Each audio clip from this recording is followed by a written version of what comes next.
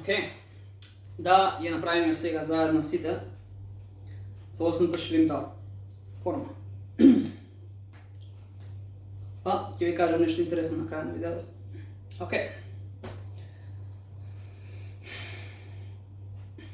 Ширинта.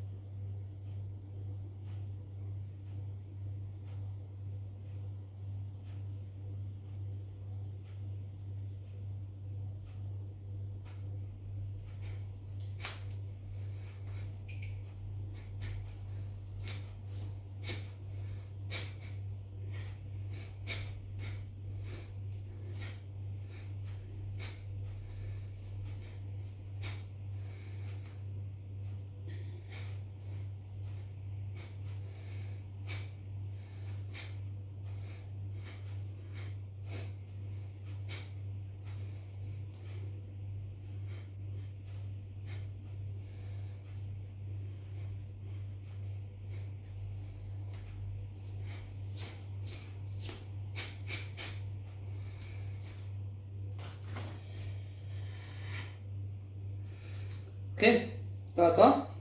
На почеток на втората секција од ширинта, кога идам со рацете назад, левата е на надвор, десната е навнатре. И што правиме? Само ги флексираме зглобовите и удираме. Окей? После тоа враќаме поред тело. Напред. Окей, тоа е целата ширинта.